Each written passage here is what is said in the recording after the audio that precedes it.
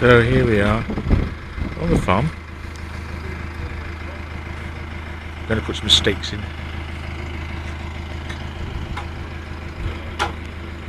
And this is how you prepare them up beforehand.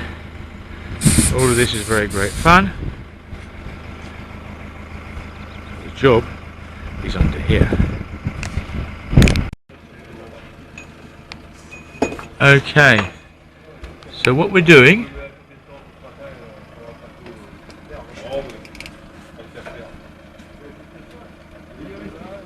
is removing, in this case, hex head bolts to get everything slackened off so that the whole drive shaft can be removed. Okay.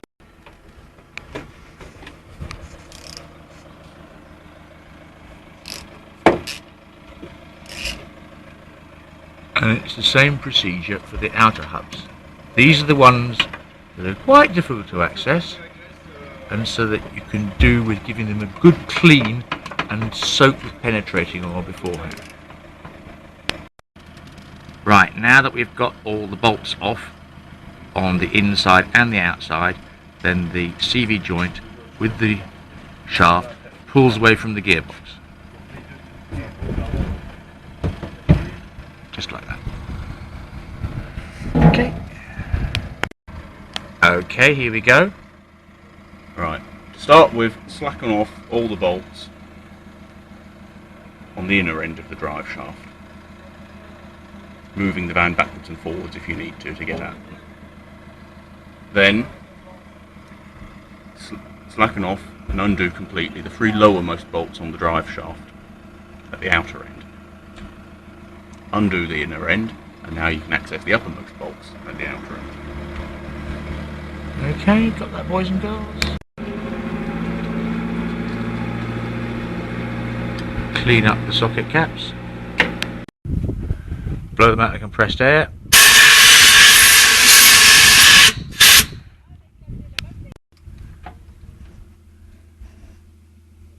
Now the top bolts. By the way, I'm assured that you don't get this mucky doing Volkswagens. That's tractor oil. Nice to know. Okay. Getting the last ones out. And then we can move on to the other side. Right. To get the CV joints apart, here's the CV joint, here's the gaiter, and here's the collar that fits over the two with the bolts that go through. These are usually very, very stuck on, so a bit of time spent cleaning and breaking up the bond here makes life so much easier. Little demonstration. This is a lot easier than doing it one-handed. There we are. Right, and so you carry on and do both sides and get it all nice and cleaned up. Okay. And so now we've got the end cap off the CV joint, take out the bolts, and eventually push down the rubber gaiter. As you can see, that the grease is all dried up years and years ago, so this will be taken off, cleaned out, inspected, and if it's okay, re-greased and reassembled. Okay? Right. Now we've got the whole CV joint mounted, hanging down in the vise. And what we've got to do now is we've got to remove the circlip that's there. Okay? And then once the circlip is out, with the brass drift, we can then drive the shaft down out of the bearing. Sometimes it's easy, sometimes it's not so easy. Right. Well, as sometimes happens, once the circlip is out, the circlip looking like that, in fact, the shaft, the spline part of the shaft, just comes out under its own weight. Okay. Now you want to take the CV joint apart. Note that there's a groove on that side, okay?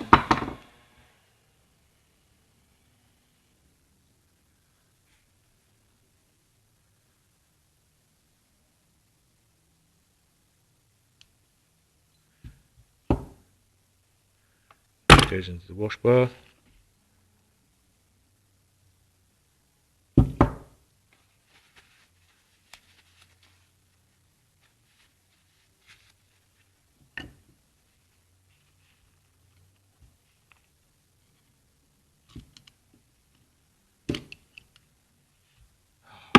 Release your balls.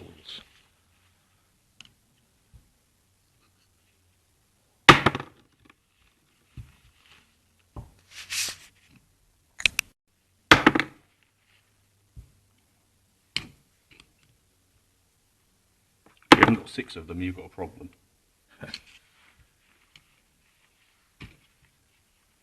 And then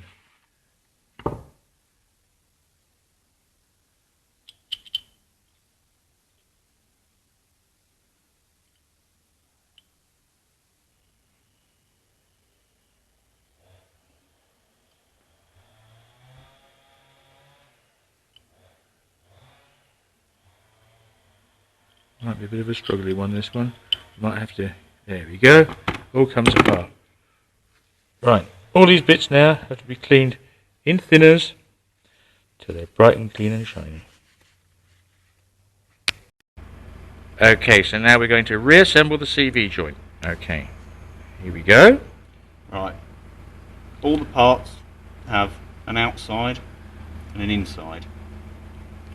The ridge side there is the shaft end, that's the joint end, gearbox or wheel.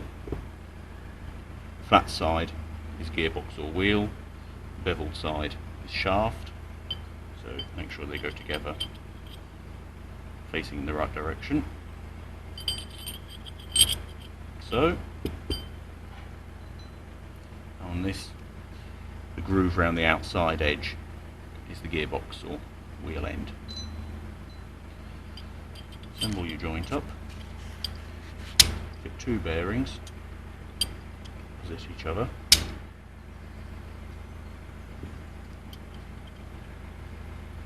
And now, when you put the joint together, align it so that the large divisions and the small divisions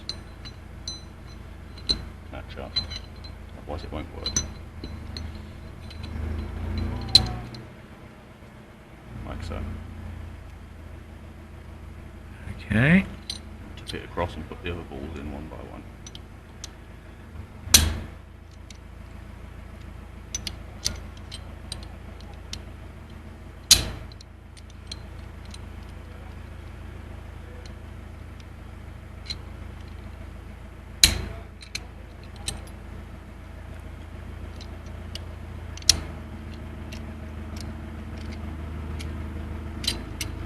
And there we go. Make sure the whole thing is nice and easy to do. And you can put it on the shaft.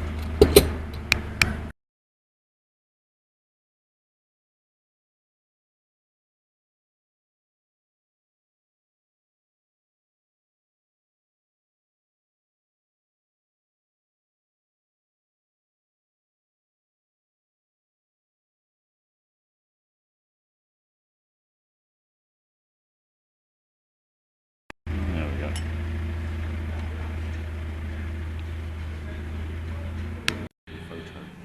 Okay, so while we're at it, doing the drive shafts, it's always a good idea to change the gearbox oil. Why not? And here's the gearbox drain plug with this magnetic prong, and as you can see, it's got a nice metallic fur, which means it's been kept by the magnet and not still floating around the gearbox. You need a big Allen key. Look, this is the size. We've got a big one. Look at the size of our Allen key, which is great on air cools. It makes life so much easier. And as lots of useless on water cools, you've got to stop cutting them about. And as many people have said in the past, don't forget when you're going to drain your gearbox oil, make sure you can open the filler before you open the drain. Okay.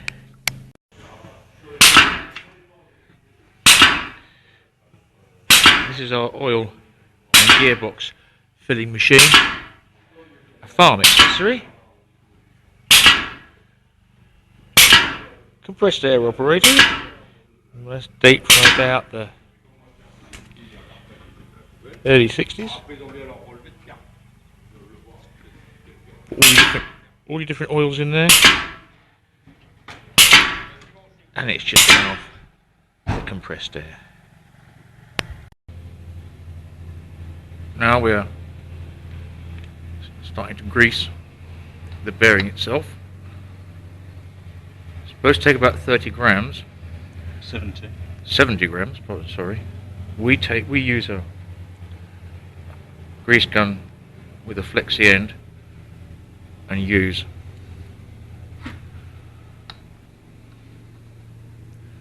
this grease, molybdenum sulfide grease. Comes in the cartridge into the gun. We can grease the thing up. Get it all well packed in, because once you've got it in, you don't want to be taking it all out again.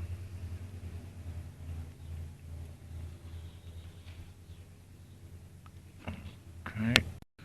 Right, now you invert the shaft and you assemble your bolts and the curved load spreading plates. Don't forget they've got little washers as well, and you assemble as much as you can up to make it easier to put onto the gearbox and hub bearing. Right, you're going to use a couple of nuts which are just going to just hold the shaft and the bearing and the studs and so on, everything all together and all lined up. This makes it easier for when you want to get it into the shaft. There we go. And now basically we can put a little hat over that or something similar, and then we do the same thing this end. On goes the gator. Don't forget to put it on first, because otherwise you've got to take it all off again.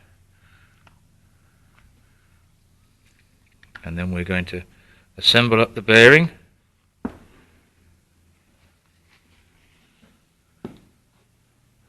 We're going to put it in place on the shaft. It goes down the shaft onto the splice, all nice and got to be nice and clean here. And then the bearing goes down and the circlip goes on just in there. All's got to be nice and clean and so on. We're lucky with this one. So far, everything has just come apart under its own weight. Sometimes you have to tap quite hard on here to release the bearing, and to do that you absolutely must use, like this, a brass drift. Why brass? Because brass is soft. Look what happens to brass when you hit it with a hammer. You see, it absolutely just mushrooms. And that way you can drive the shaft down without any risk of what we call mushrooming the end of this. If you damage this, you will have a hell of a time getting the thing off or on. You see, it goes on there like that, and it drives down. Okay. Don't ever hit the shaft directly. Never hit anything with a hammer that you want to keep. Never hit anything with a hammer that you want to keep. Even your children. Right. Okay. We'll finish assembling this up and get it onto the shaft, and then you can see what we do afterwards. Okay. Okay, so we now have both ends of the drive shaft built up. This is going to be the gearbox end. So what we do is put a plastic bag over, and then like that you don't get it in your face when you're working underneath the vehicle. Okay, now we go underneath and start fitting things in place. Okay, we're now getting everything all lined up. We've taken off the captive nuts. Now, don't want to take the weight of it.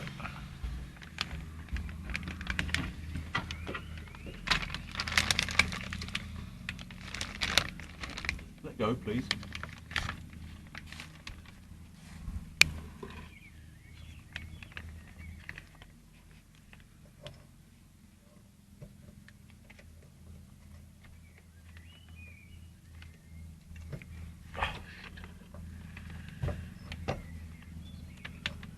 No Gormo, you're on YouTube.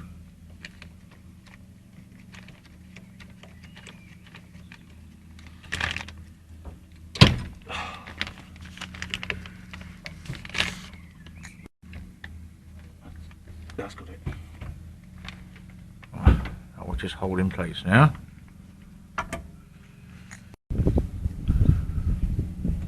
Put in 3 bolts at the top so that you can get to them. So now we undo the 2 nuts that are holding the bolts in place.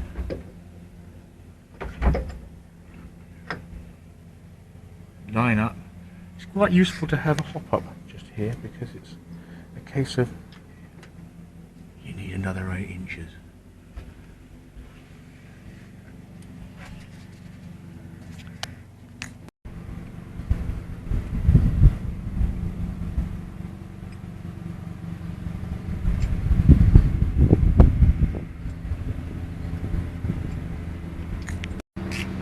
And again you put in 3 bolts.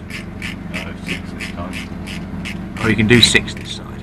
Right, you can get them all in and just get everything just nipped up. So that now that we've got all these bolts nipped up, the shaft is now higher, allowing you to get to the bottom bolts.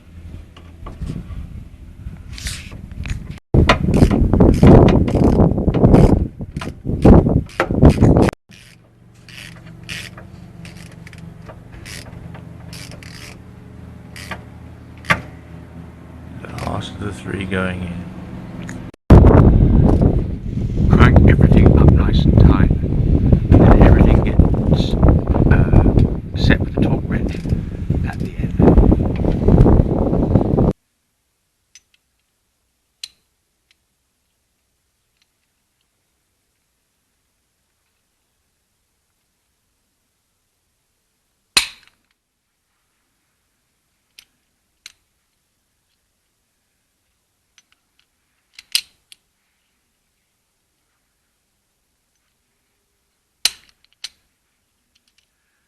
And there we go. It's so easy when you know how.